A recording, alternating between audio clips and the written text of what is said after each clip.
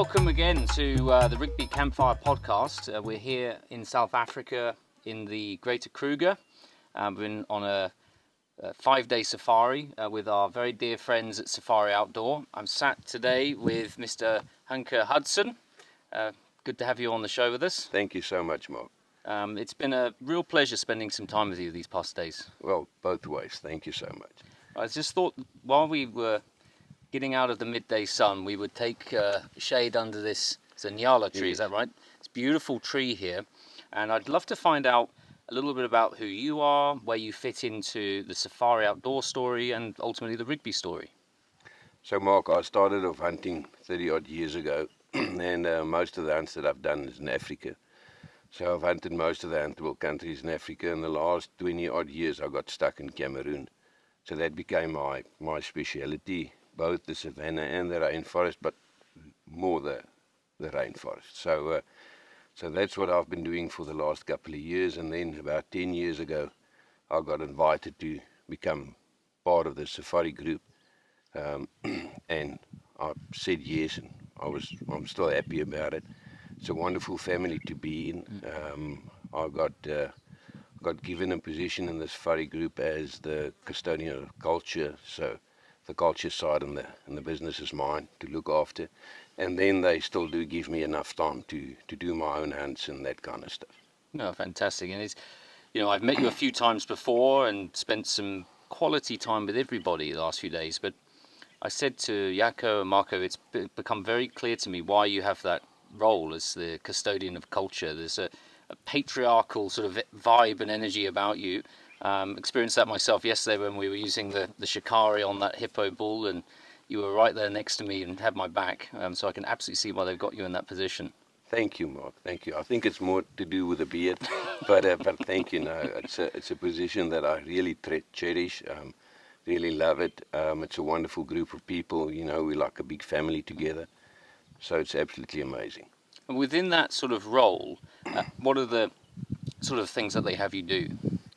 So it's a biggish kind of portfolio, but the big thing that I have to look at it, because the company is growing so quickly, is that we just stick to our core principles, So I'm the guy that see that we stick to our core principles, see that we live out our core principles that we decided on in the beginning, and that's what I do. Yeah, it's interesting. It's so similar, so well aligned with Rigby as a brand.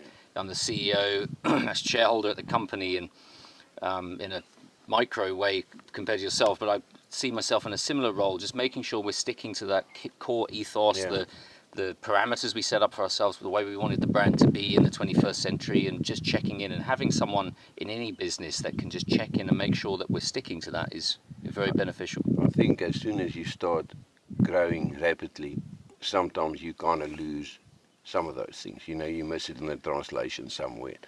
And it's most important just to stick to those rules that you set for yourself in the beginning, and that's what I do. Well, fantastic. And you mentioned about your hunting in Cameroon. I wonder if you might share the story of your, I think it was a bongo. Everyone at home loves to hear a good hunting story. I've been there forever, and you kind of get to a stage where you think you know exactly how things work, and sometimes we get a little bit complacent, I think. And this year I had a client hunting a bongo with a bow, and you would think the rainforest is ideal for a bow because you get so close. But because it's so thick, it's kind of, you have to get even closer to get the arrow through that specific hole that you have to shoot through into the target. So we got the bongo and we saw it. I saw it a glimpse or two, and I was kind of sure it was the right one. But I crawled on my stomach just closer to see if it's really good enough. And I think I got a little bit too close. And the guy shot it with a bow, and he shot it. I couldn't see the arrow fly because I was kind of to the left in front of him. Hit the bongo, and the bongo turned around, and I saw the fletch was sticking out here. So I did not know if the arrow went in straight like this and missed everything, or skew and hit the lungs. So I said to him, shoot it again. And with that, I think the bongo heard me, and he turned and he faced me, and then he shot a perfect shot, the second shot. right behind the shoulder. But as that arrow hit him, he just came straight for me. And I was 5 meters away. There was no time really to react. So I was laying on the ground. As he came, I just picked up my rifle and shot him. So I shot him in the corner of his eye, and luckily I broke his neck, but then all the momentum was there already. So he fell on me, and he tore all the muscles in my shoulder, cracked my patella, tore my meniscus. But luckily, God sent, there was no horn involved. I still don't know where the horns went to. The last time I saw them, they were right in front of me, but none of that. So there was no blood. It was just a thing that I could come back and get fixed. Cool. And Cameroon is, it's remote enough being here, but Cameroon, you're really out in the sticks there. I mean, how did they get you out with such injuries? I was okay. I was not too bad. So I got flown out 2 days later. It was not that it was life-threatening. It was just sore. So, thank God that you were okay. I'd be really interested to hear about your thoughts on the new Shakari, which we've been putting through its paces these last couple of days. Pass that over to you. You shot it very well yourself earlier, and said we shot the first buffalo with it a couple of days ago, and that hippo bull, which was very exciting. Yeah. I think it's absolutely amazing rifle. The big thing about Rigby is that Rigby always had the name and will always have the name. It's just one of those things, and you kind of get the essence from Rigby. If I would compare it to other English gun makers, that Rigby is more of an essential African kind of gun. And that's why the love for Rigby has always been there. I think it's you guys make absolutely great rifles. It's one of those things that will always grow in value. It's just a smashing gun, and this gun shoots like a dream. I can tell you that. And we could see it on the hippo that you shot. Yeah, absolutely. And how you talked about this a fair bit. How do you think people feel carrying a Rigby? Because as you say, that name has been on rifles for over 3 centuries coming to this place. And it's, there's many different big game rifles out there, and this shoots great, but there's something about the name Rigby. As I said earlier, I think the difference is that Rigby was always connected with, for me, with Africa. There's a bunch of other gun makers in England, that kind of stuff, but Rigby is always the quintessential African gun. And, I think with the name and the history, and it's such a privilege carrying a gun like this. It makes you feel better carrying it. And for as sort of refined as they are, and they're built in London, there's something about seeing these rifles out here in the bush where they really come alive. 100%. And I think Rigby is very much a brand, a company, a rifle that's made to be used. I mean, that's one of our sort of straplines, fit for purpose. Yeah. These are not safe queens. They're made to be out here doing what they're doing. 100%. If you look at the bolt rifles, they're hard and ragged. They really shoot good. But yeah, it's exactly that. Buy a gun like this, it would last you forever. It's going to be a wonderful thing to pass on to your children or your son or whatever. But it's a usable gun.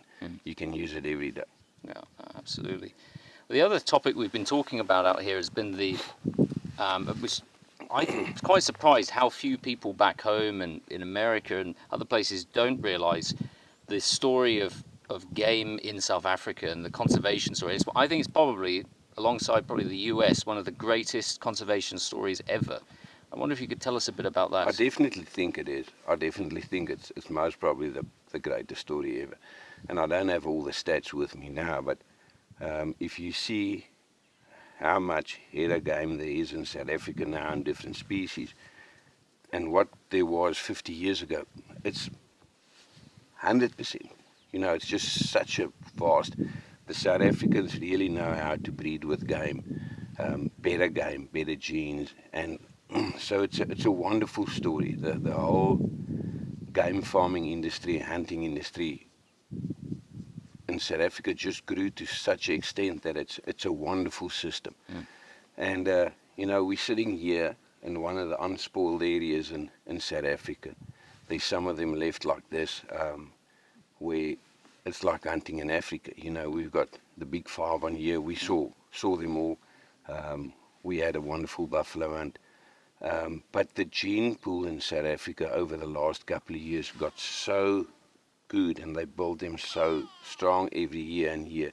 And the mountain game, and it's a wonderful story. South Africa is absolutely a wonderful story for that. And 50 plus years ago, I think you were saying there was a lot of cattle farms. Much of South Africa was cattle farms, and then the sort of hunting tourism thing picked up, and people were changing what the use of the ground was, for hunting. 100%, Mark. I think if you look at the role that hunting played in South Africa, but also in the rest of Africa, is that it's such a big role player. You know, a hunting business in Africa is the quintessential business to start off, where you can actually make money from day one, look after the communities, drill them boreholes, get them water, get them schools.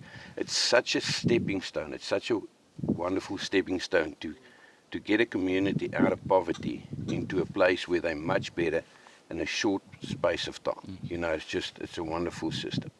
Absolutely. So, last question I wanted to ask you. I haven't actually asked how old you are, Hancke, but it's probably a little rude of me to. No. I'm now 56. 56. So, as a man in his 50s, you've hunted your whole life. What advice would you give to perhaps younger people coming into this, or perhaps people they may have hunted Europe or other parts of the world, America, and they haven't been to Africa? What would your advice to them be? Oh, I would say please do yourself a favor and come to Africa, see it.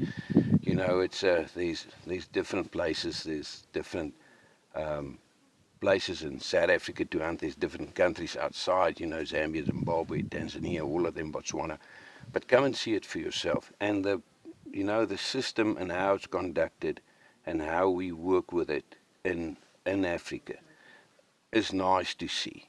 You know, and only if you've seen it, you would know what the value is of the hunting community in Africa. You have to see it for yourself, I think.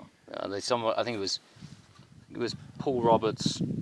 Actually, we had a customer, James, very nice chap from Holland, and he used to hunt a lot in Africa and hunted with Paul. And he said that when you come here, that African dust, the first time you breathe it, it gets into your veins, 100%. And it's always there, and you keep coming back for more. And there's something about this, not just this country, but this whole continent that just brings you back time and time again. 100%. You know, if you look at it and what we've done the last couple of days, and what I've been doing for the last 30 years, and you see all of that, and you read the books, and then you get here and you experience that dream yourself. Africa is a really, really special continent. You know, and for what we do and what we love doing, I most probably think it's the best place in the world. Oh, I can't think of a better place to end this conversation. Thank you so very much for sitting with me today. Thank you. Thank you.